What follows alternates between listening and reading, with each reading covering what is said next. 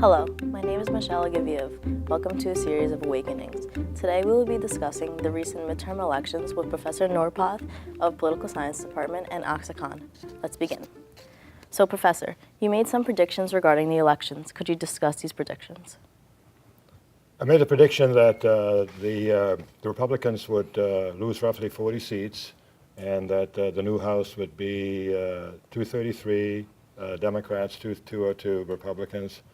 And that follows pretty much the effect of presidential approval. Donald Trump has an approval rating below 50%.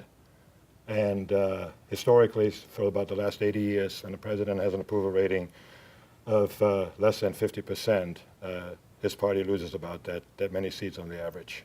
Got it. Okay. So was that instrumental in you coming up with your predictions? Did you use anything else, such as an algorithm or statistics?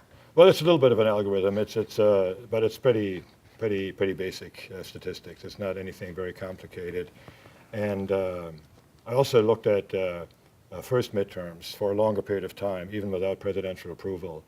And it seems to be that in first midterms, after a president from another party comes into the White House, that you lose close to that. So there seems to be quite a drop at that point. So I would say that's pretty normal and not unusual. Nothing spectacular. Okay. So it's not. It's pretty attainable if you really do the research for it. Mm-hmm. Right? Okay. Mm-hmm. Got it.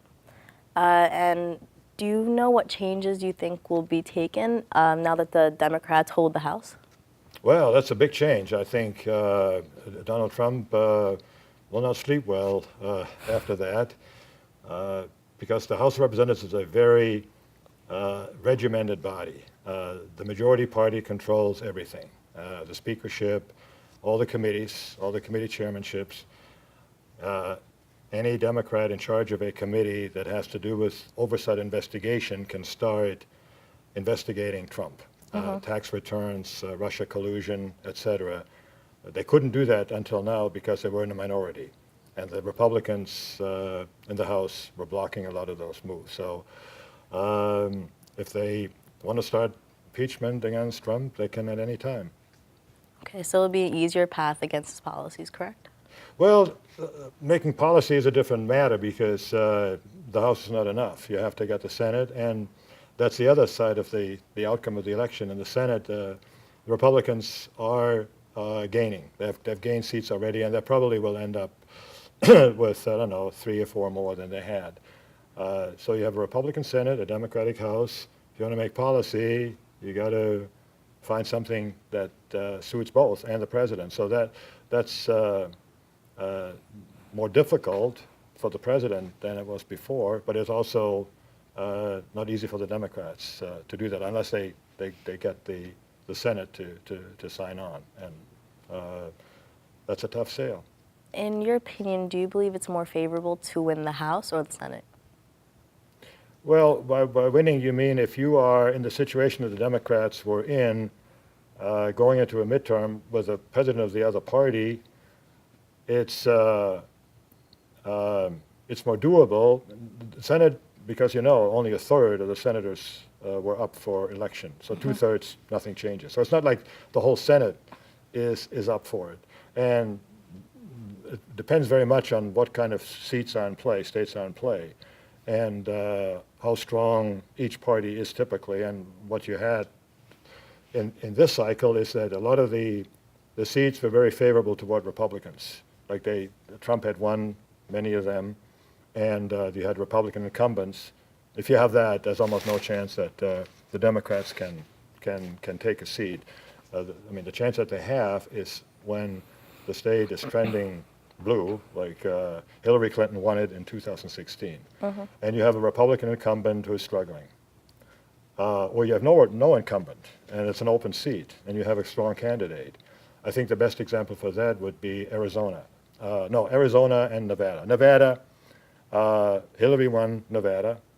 A Republican senator is trying to get reelected, and so that's a target of opportunity for the Democrats. Arizona, open seat, good, strong candidate. for the Democrats. And Arizona is actually sort of not that red either. I mean, it's not blue, but Hillary Clinton didn't lose by much.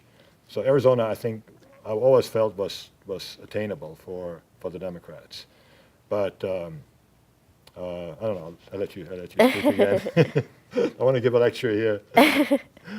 For our next question, we're taking a little different stance. Did you expect Florida to rule on the allowance of ex-felons to begin to vote? Whether I expected to rule on On the favorably or what? Yes. I don't know. I don't have any prior sort of numbers on that. I didn't follow the polls. I don't know what the polls were showing. I mean, I think it's an abomination. I think it's long overdue that would be abolished. So, well, I thought it was doable. I think if people did it, I think that's great. I mean, that's a terrible legacy of the old South, or the Jim Crow South, I think. Yeah. Although, I mean, some northern states have it too. I mean, but I don't think I had an expectation, but I think if it happened, it's good. Okay. Do you have anything to add about just the felons? No, I definitely agree with you. Uh-huh. Don't have much to add there. Do you think it'll be good for society as a whole? What? The allowance of them to vote. Oh, absolutely. I think it's a travesty. I mean, you do your time, and nobody should. I mean, unless you're locked up for life. I mean, have a life sentence, but then it's sort of academic anyway because they don't. Yeah. Actually, they did let some people vote in prison, but I don't think any more. So, I think if you've done your time, all right, you're free. And of course, I mean, there were a lot of insinuation that it was racially motivated, et cetera, keep certain people out from voting. So I think it's overdue. I think America is definitely very unique in how hard they make it for citizens to vote. It's not like that in a lot of other countries.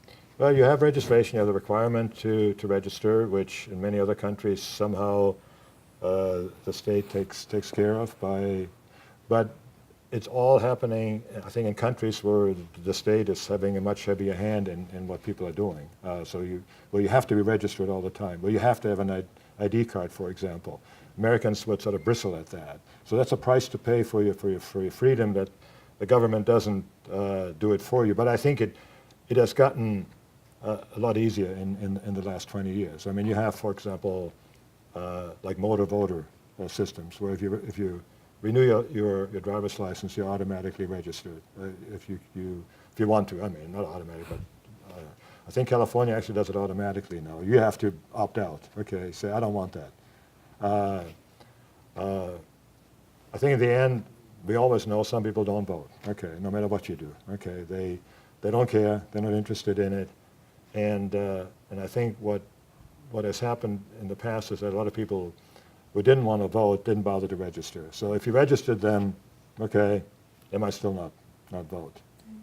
So I think we're at a point where it's so easy that I don't think it puts a burden on anybody. Okay, and for our last question, have you made any predictions for the recounts, the three of them? For the recount, Yes. I just learned that there was another recount in Florida. I don't know. No, I don't think anybody has enough information on that. I think the gap is very substantial in Florida. I think it's about 20,000 or 30,000 votes. That's not like 2000 when the vote difference was, at the end, was 200.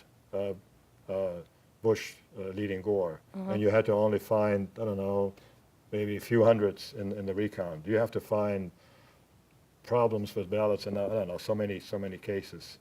So I think it's a long shot. Well, so it wasn't a justified recount?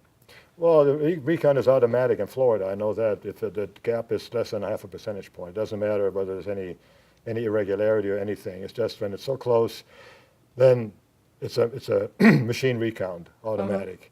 And unlike 2000, when they had remember the talk about Chads? punch card chats. Well, they don't have any more punch cards, so there's no more chat. So there's nothing more like that can make a difference, which could have been. Yes. So it's all, I think, optical scan or some other means of what we have here, and I don't see that many problems with that system. So Okay. I would be surprised if a lot of votes changed in Florida this year. I don't know, the other one is in, what, Georgia or what? Or? I believe so. Yeah, well, Georgia, they're that's- still counting. I don't think they're even at the stage of recount. I think they're still at least getting ballots that either haven't been counted or that are claimed not to have been counted. I'm sorry. So I think they're still trying to finish the count. And then the question is, well, Yeah. if there's a problem, shall we recount? So, but Florida is pretty straightforward. Okay, too close, do recount, see what happens. Thank you. Thank you. Well, thank and you. I think that's all we have time for today. Thank you so much, and we'll see you again next week. Appreciate it. Thank you very much. Thank you. Thank you. Thank you. Thank you.